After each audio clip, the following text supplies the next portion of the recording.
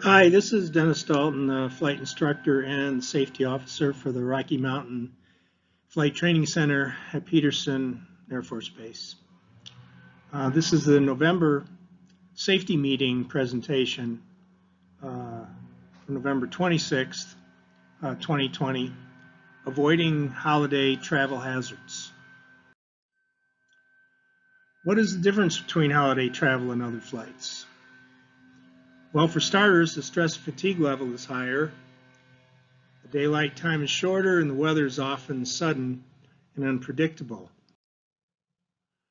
We're going to examine the pitfalls of holiday travel and how to mitigate them. Let's start with pilot proficiency. As we mentioned earlier, there's less daylight, and therefore, how recent is your night currency and flying experience? How about any instrument or hood time, or if you're instrument rated, how current are you? Well, as a private pilot, it's probably been a while since you've had any actual hood time with a qualified observer pilot on board. If you're instrument rated, you need 6 approaches with holds, course intercepts, and tracking within the previous 6 months. It's surprising how quickly you can get out of currency thinking that, geez, I just did approaches last week or a month ago, but did you do 6 and did you do course tracking and intercepts and all that? And maybe your 6th approach was really 7 months ago. So it's really easy to get out of currency. So that's checking your pilot proficiency is probably a good idea. Night currency as well, 3 takeoffs and landings to a full stop, or 3 takeoffs and landings to a full stop to carry passengers if you haven't flown in 90 days. So are you planning a holiday trip in a general aviation airplane this year? No. Yes, but to a destination within 500 miles. Yes, to a destination greater than 500 miles. The difference between this one and this one is probably weather systems. You may find 1 to 2 weather systems in this distance, more than likely 2. And here it could be easily 2 or more weather systems. Plus, this may include a stopover, or maybe not, depending on your aircraft. We're going to look at a flight today in this safety meeting that's just under 500 miles, one way. So if the answer is yes, you want to keep that capabilities high and your task level low. One way to keep the task level low is not having to deal with a mechanical problem along the way. Review the airplane health before the flight. Now, as a renter at the club, that should be, first of all, you have to schedule the plane. You'll be scheduling that, probably a month or so ahead of time. But have you thought about maybe you should schedule some time before your intended day to leave and after your intended return, just in case the weather system doesn't cooperate with your confirmation bias and you actually just want to go on that Tuesday and whatever's going to happen is going to happen. So scheduling is one thing. You may even want to consider 2 optional trip days, not even leaving a day early in a day return, but maybe leaving 3 days later or 3 days earlier or something like that. The other thing is the health of the airplane. First, you have your 100-hour and your annual.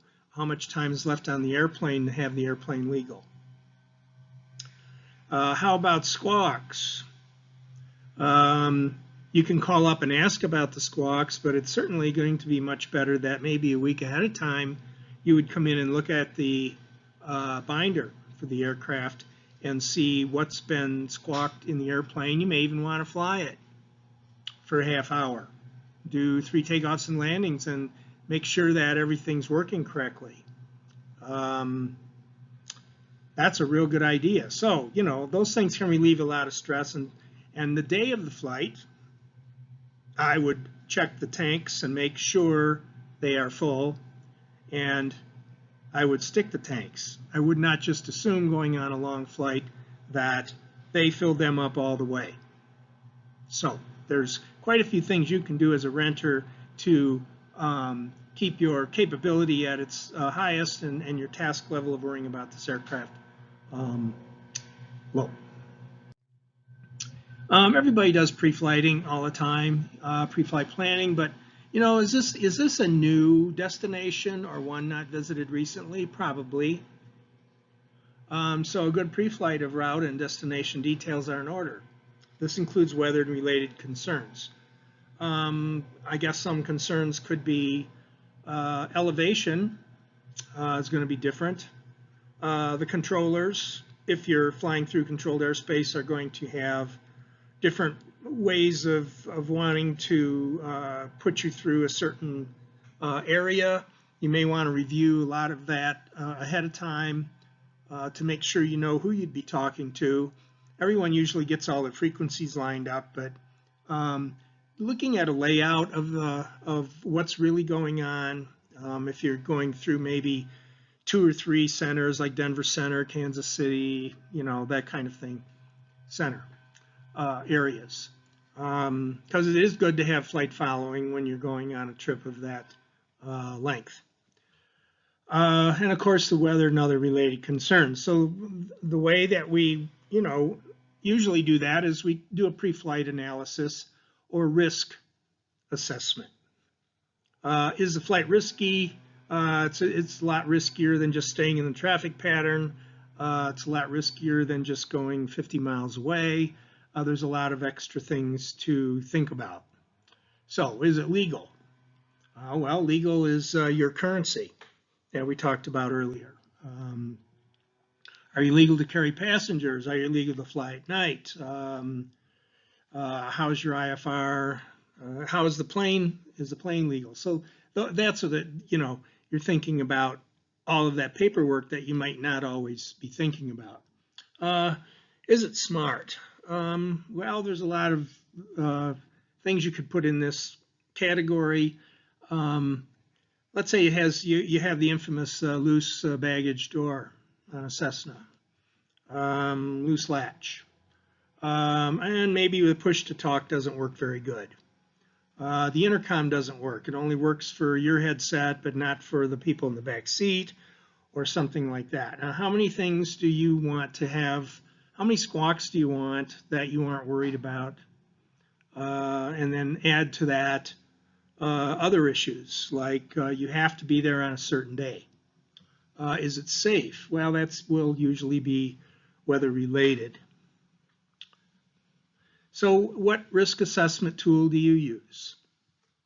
There's the I am safe checklist, the PAVE checklist, personal minimums, or the flight risk assessment tool, or none of these. I am safe. You have illness, medication, and stress, alcohol, fatigue, and emotion. And the PAVE list, you have the pilot, aircraft, the environment, and external pressures. So these are very subjective. In other words, I'm not sick, or I'm only a little sick. I'm only taking Tylenol. There's your I am. That's a very subjective assessment, but it doesn't really total everything up in the end. Personal minimums checklist, that's probably one that I use the most, one of my favorites. The flight risk assessment tool we will look at today, the FRAT, that's a very interesting objective tool. None of these is probably not a good idea. What is the approach to successful holiday flying? When there's traditionally been a spike in serious accidents during the holidays. Well, these accidents resulted from one or more bad decisions. So we're going to explore those decisions. Obviously, the get there-itis is what everybody needs to do. We have to get there.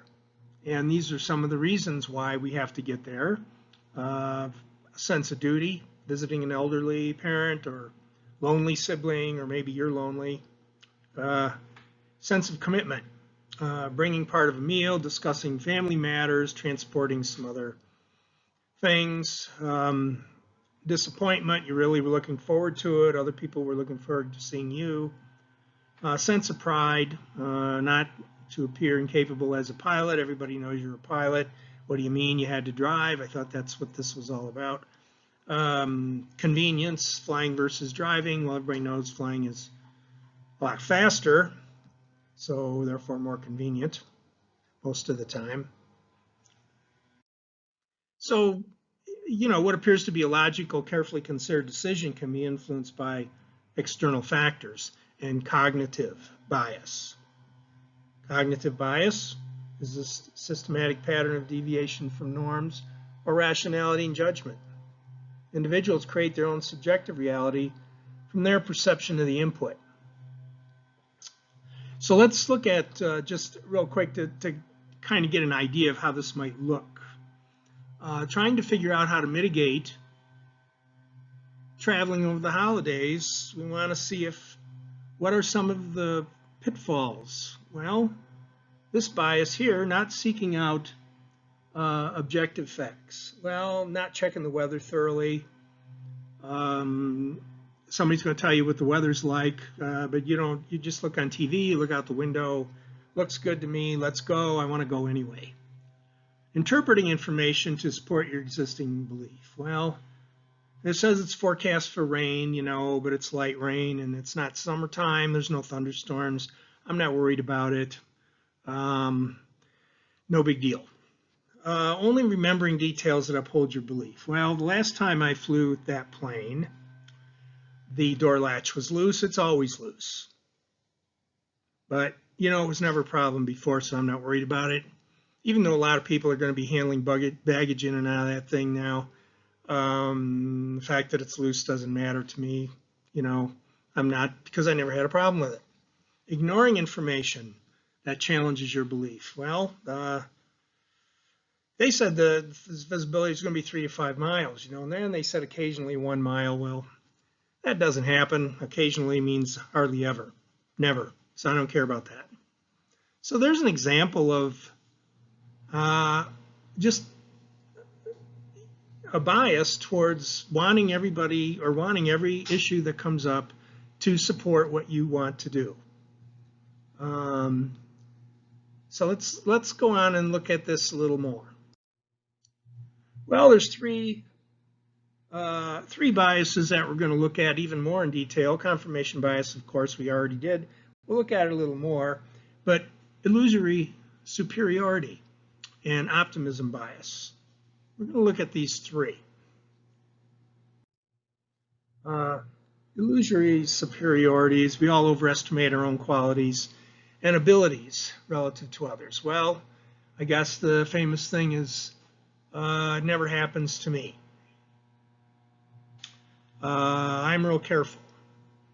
I always make good decisions. I mean, look, I'm still around. It's the, but I guess that's, if the flight was progressing and I didn't like the way it was going, would I turn around? If I say I was going to turn around, would I turn around? Well, it never happens to me. It's going to get better. That's more optimism. But, the fact that things never happen to you doesn't mean they aren't going to happen to you. Optimism. Well, yeah, we all believe that we're at less risk of experiencing a negative event compared to others. The weather's forecast to be, 3 to 5 miles, 300-foot ceiling, 400-foot ceiling. But they say it's going to get better, so it's probably going to be gone by the time I get there, because it always is. Doesn't look like it's going to be bumpy, so I'm not worried about that either. And I'm not going to tell the rest of my passengers about it because it's not a problem. So that's, you're a very optimistic person there. Not prepared for much. I guess you could fly over the ocean without a raft too. I guess that's pretty optimistic. Confirmation bias. We tend to stick with a decision even when it's a bad one. Well, the weather's not too good. You know, the push to talk on the radio is sticking, doesn't work all the time. That darn door latch for the baggage is sticking, you know, but I've been planning this thing for weeks. I got to be there on Wednesday. I'm going. I got to go. It'll be okay. I got to go. So that's an example of that. This doesn't look too good. So how can we protect ourselves from these human factor risks that we're all taking? Well, we should use the mitigation tools like the I Am Safe checklist, but unfortunately this is a subjective tool, vulnerable to our cognitive bias that we just talked about. And I said, well, am I sick for I? No, I'm fine. Well, medication. Well, I take some Tylenol, but I'm not sick. Oh, okay. Stress. Again, I'm really good with stress. Not a problem. That's why I'm a pilot. Not a problem. Well, objectivity or objective is better than subjective because in decision making, by using a personal minimums checklist, you can actually, things that are, you know, more indicative to what you encounter all the time, which could be something like, well, I don't like doing instrument approaches to minimums at night, for instance. So I don't want to get there after dark, especially if the weather doesn't look good. That's one example. One such objective tool is the Flight Risk Assessment Tool, or FRAT. And let's see what the FAA says about it here from their safety briefing. It says every flight has some level of risk associated with it. It is critical that pilots are able to differentiate in advance between a low-risk flight and a high-risk flight, and then establish a review process and develop risk mitigation strategies. To aid with this proactive hazard identification, pilots should make use of a flight risk analysis tool, a FRAT. Most FRATs are easy to use and can graphically depict risk. They are invaluable in helping pilots make better go, no-go decisions and should be a part of every flight. They also mention here the Risk Management Handbook, which is a nice book if you like to increase your library. That's a relatively inexpensive 1-inch thick 8.5 by 11 book, like Pilot's Flying Handbook and so on. And I think you could get it at Sporties for $12, $14. And they have other websites you can go to, and we will talk about that later. So what we're going to do now is go look at a flight and use the Flight Risk Analysis tool to assess the flight. This is a flight that I took. Now, we are taping this on the weekend after the flight. The flight was taken on a Wednesday. To give you a scenario here, as you see some weather over here, although you say, oh, that weather's pretty far away. Well, on Tuesday, you see I left here. First of all, this is me. This is FlightAware. Scheduled to leave at 9:30 in the morning. Scheduled arrival 12:42. That's losing an hour because you're going into Central Time. My plane registration, 7170 Papa, Dennis Dalton, Piper PA-24 Comanche, filed for 155 knots or 177 miles an hour. I don't know why they put that in there. Filed for 11,000, which is what I flew. And look at this, it's just under 500-mile flight. It was 452 miles. This was from Fort Victor 1 Spanish Peaks, which is down by Walsenburg, Huerfano County, about an hour south of Pueblo, where I keep my plane, to KWLD Strother Field, which is about 30 miles south of Wichita, about 28 miles north of Ponca City, Oklahoma. I was going there to meet somebody, pick up some stuff. Okay, so the thing I was going on Wednesday. Tuesday was that snowstorm. It was a quick moving snowstorm, came in from the northeast or northwest, I'm sorry. They said on TV the commute in the morning was going to be bad in Denver, Castle Rock, Colorado Springs. We got about 1 or 2 inches, maybe 3, depending on, but it was moving through, dropped visibilities, but it was gone by 3 o'clock in the afternoon. And it went in this direction. Okay. So what I did, so that's the scenario. So when I arrived, here was the real bad stuff. This is actually another bad thing here, but which was still there. So there was this stuff and this stuff when I got there. Okay. So that's the general idea of the general flow of the weather. So what I'm going to do is we'll go to the next slide and talk about well, what happened. I'll just while you're looking at the map, I can say, well, it was still overcast about here when I got there. But when I was looking at weather, the thing just kept. It was staying right about here. So I had pretty smooth flying in here, and it was VFR. Little hazy, and then get worse, but it was pretty nice, pretty smooth.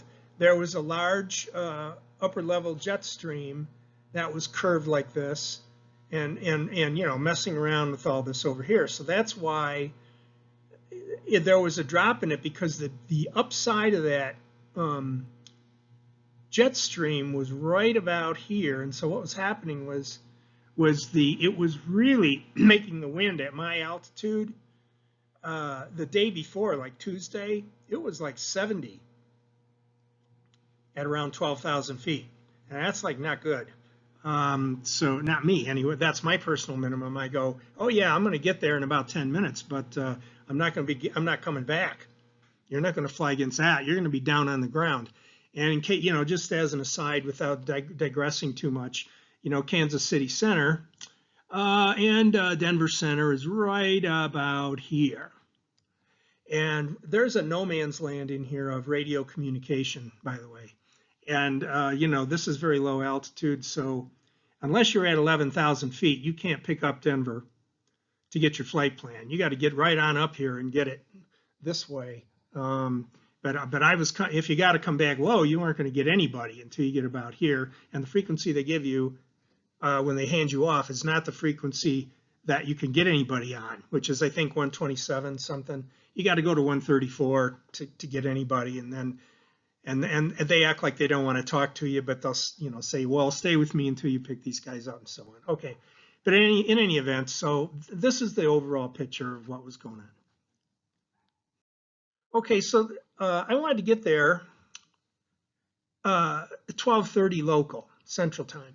So Tuesday night, I'm calling the weather, and the reason I'm putting all this out in real time for you, is so that you can see what we did with the FRAT, because I'm going to plug all this stuff in there. So Tuesday night, 6 p.m. This is Kansas. This is Wichita here.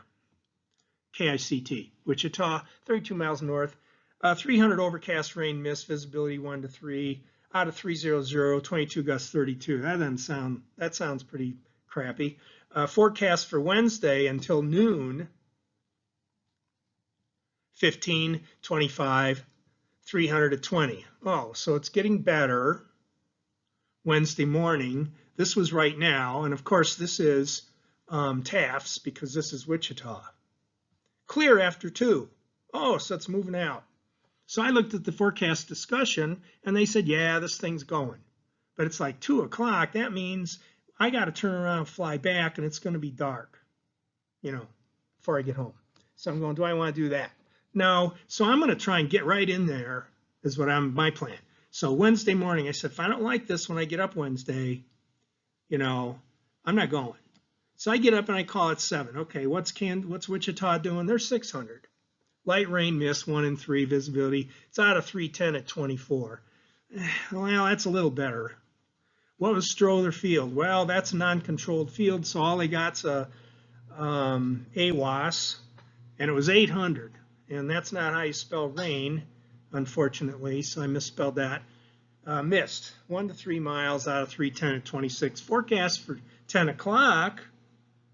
Oh, 10 to 12, 15 and 2500 clear after 2. So it says, oh, well, okay, let's say I'm not going to leave early. I'm going to leave at 9:30, and then I'll get there around noon. So it looks like if they say this is going to be 15 to 25, starting around between 10 and 12, it's going to break up. So I get there at the latter part of that, but it's not going to be like real clear, although these guys up north said clear at 2. So I'm flying into a improving situation. Okay, so that's the overall my thinking. So I went.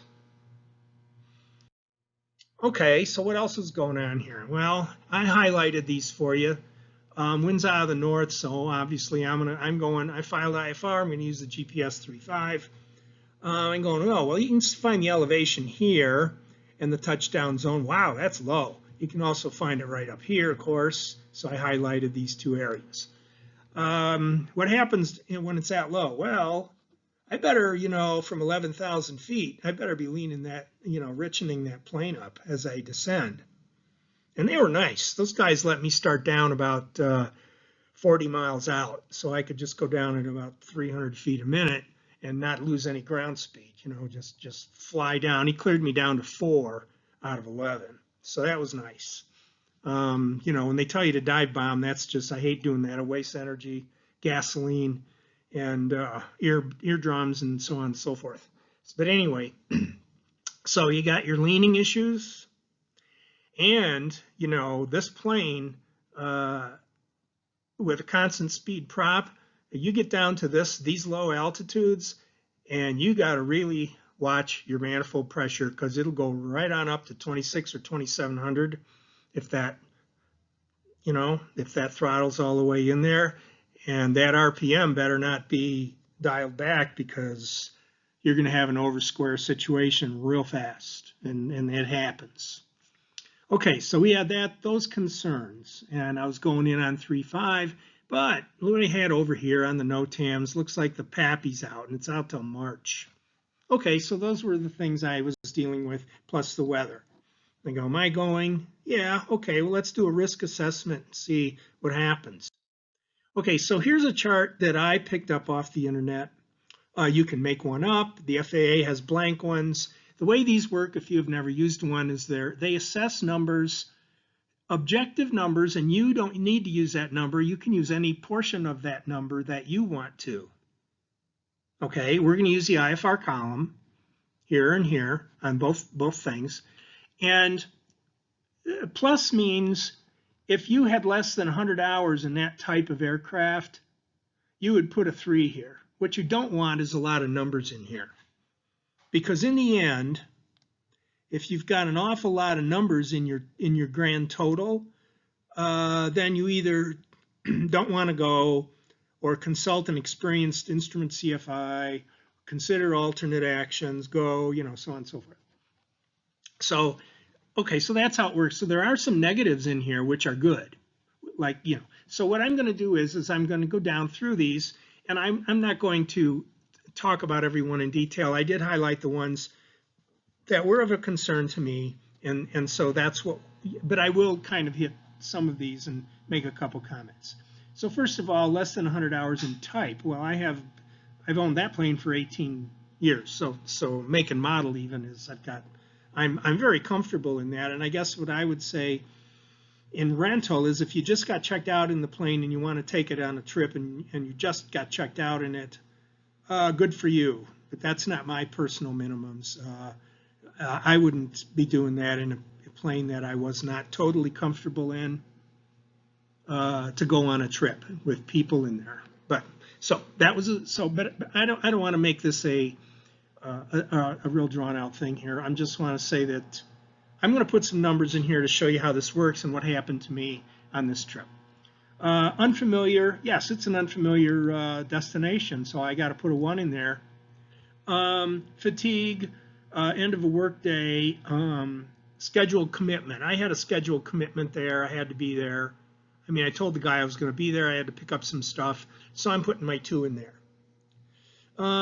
These have things like death of a close family member, major domestic problems, illness, alcohol, so some of the things in here, it's interesting, are in your I am safe or your PAVE, but they're assessing a number to it in a very objective way, and you can address each one of these things separately.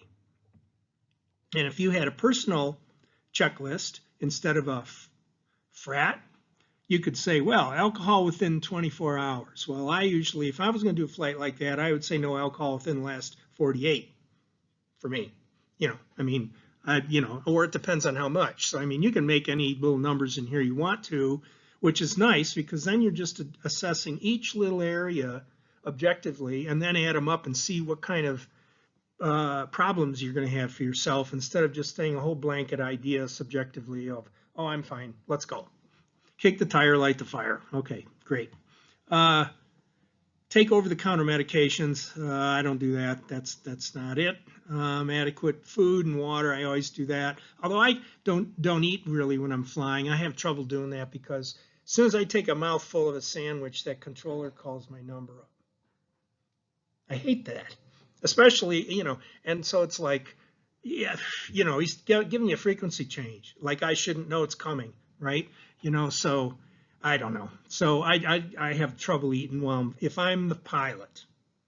If the other guy's flying, I'll eat, but I'm not going to eat if I'm flying. But I take stuff with me. I'll eat it when I land. Okay, now here, the oxygen, the reason I hate, because that was 11,000 feet. Now it says here, a day above 10,000 feet, no supplemental oxygen. Well, I had supplemental oxygen, and at the last minute, I threw it in there. And I used it all the way there. And that was great because, I knew I was coming back at 10,000.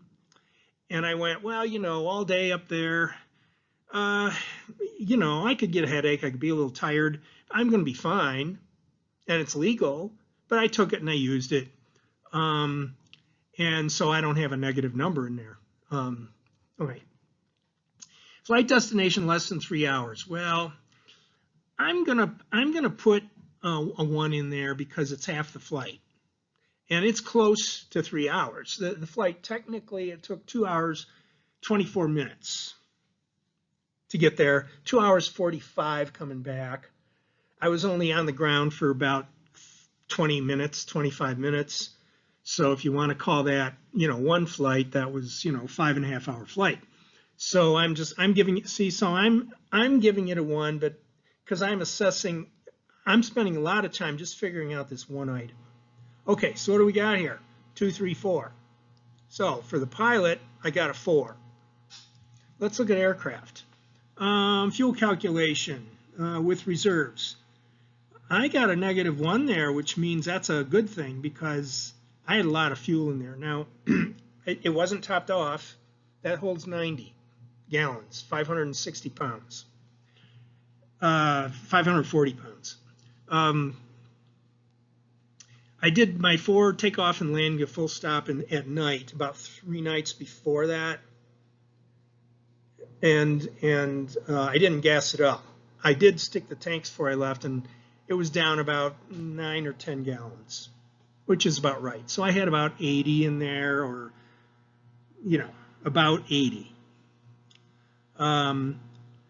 So total fuel required, it says less 60% of available fuel. I'm not really totally sure what this means, but I think it's like if you got all kinds of gas, you can give yourself extra points. Well, I'm not, because I wasn't planning on gassing it up. I was flying back with what was left. And so these numbers really changed on the way back. Okay, so I'm not going to do that. I will do weight and balance calculated. Yes, I did that. So that says a -1. I was light. I was about 50% under gross. That plane will take over 1,200 useful load, 1,200 pounds, 540 for gas. You can subtract the gas I used and that weight from 3 nights earlier, but then you got me and some flight gear. I'm still about 500 under gross. I used about 180 pounds of fuel to get there. So now I'm 700 under, okay? which is a lot. But then I added 140 pounds of stuff I picked up from this guy. And so I ended up back at about 575 under gross, which is still 50%. So, you know, I'm going to get a -2. So I get a lot of points right here. So that's -2. That'll get subtracted. See, these are, and so I'm just, you know, each one, it's very interesting to do this, I think. Okay, what do we got over here? Visibility was 1 to 3. That's, they're saying 0, but my personal minimums, 1 to 3 is, you know, you can't see a whole lot. And it's, and I never, when I'm not, it's not Colorado Springs, so it's not like I know what's there. I know those decision altitudes, minimum decision altitude. I know that stuff by heart. I know where the runway is. I know where the obstructions are. I know where everything's at. I know what I got to do if I don't, you know. Here I didn't, so I'm giving myself a 1. Ceilings less than 3. Yeah, they were. They say you can have a 0 again, but I'm not going to do that because everything was new to me. Destination ceilings less than 1,000. Yep, they were. Convective activity within 20 nautical miles, that's a +3. Well, yes, it was. There was that one thing I circled and told you that was kind of close when I landed, but it wasn't real bad. I mean, it was green and yellow, but it was there. Do I want to give myself a 1 anyway? Well, yeah, I will. I'll do that. So just to be on the safe side, I don't have storm scope, which is a lightning detector. Don't have that. I do have an iPad with, I can detect NexRad stuff, you know, but I guess I could say -1 there because, yeah, that is kind of handy to have that. Destination dew point, yeah, that thing was, it was close when I called. Well, I see a lot of weather stuff here. The PAPI was out. They're saying if it has PAPI, you get a point you can take off, but there wasn't one. So, in fact, there was supposed to be one. So I got to give myself a 1. I'll talk about these blue things in a minute. Weather at the airport. Well, there was an AWAS, but I'm not going to consider that a positive thing. You know, I mean, it tells you, it gives you the wind, you know, and you know what it does. So I'm just not going to do anything with that one. Wet runway ice, the wind. Now that was, I had to land on 3.5. The wind was out of about, it was blowing over 20, about 20, 25. I could feel it coming in on the localizer part of the GPS approach there. I would put a 2 in there. I mean, that was considerable. I had to deal with it and land. I had to land on upwind wheel. That thing was, it was blowing. Okay, so what I get here? Well, I have a 1, 2, 3, 4, 5, 6, 7, 8, 9, -1 is 8. Grand total of 8. Okay, not grand total, but total. Okay, so now I add all these up. I have 4 and 8. That's 12 -2. Right? You following me? This is 4 -2. You can make that a 2 then. And then, so here you have 8. 8 and 2 is 10. So the total was 10. So then you go over here and you go less than 7, you can go. 7 to 10, you should consider alternate actions. And I did. What's the alternate actions? Well, I was going to go to Wichita. If that weather didn't clear up the way it was supposed to, with all of this stuff here, if the weather cleared up, these go away. Right? They're gone. But if they're there and I go to Wichita, look what I get. I got operational control tower. I'm going to take a negative. I'm going to subtract 1 for that baby. I got a PAPI. So instead of having 1, I'm going to have a -1. And radar environment. Heck yeah. You know, I could do the ILS. So I got some good stuff there. So that's going to take these numbers down. I get rid of 3. I can subtract 3 more and get rid of that one, which is 4, if I was simply to go to Wichita. So 4 from 10 is 6. So now I got a 6 in here, and 6 says go. So this was a pretty good idea. See, this FRAT thing is a very interesting matrix. Takes the subjectivity out of it. You can find other helpful tools at vectorsforsafety.com. Click on Downloads links. It's up at the top bar. This safety meeting content was used in part, or the ideas were used in part, from a Wings program knowledge component from the FAA, sponsored by Vemco Insurance and produced by Gene Benson. So stay safe, have a great holiday. There is no safety meeting in December. We will resume with a safety meeting summary of 2020 in January. I'm not sure how that's going to transpire. It used to be a potluck, which I don't think will happen this year. So that is up to the powers that be, meaning Greg. Oh, geez, I shouldn't have said Greg. Geez, Justin. Boy, that was a bad slip there. I will want to say, if I have 1 second, that, in Greg's passing, I do remember Greg fondly, and I wish him well flying west, and he was a good guy. So this is Dennis Dalton, Safety Officer. Stay safe. See you next year.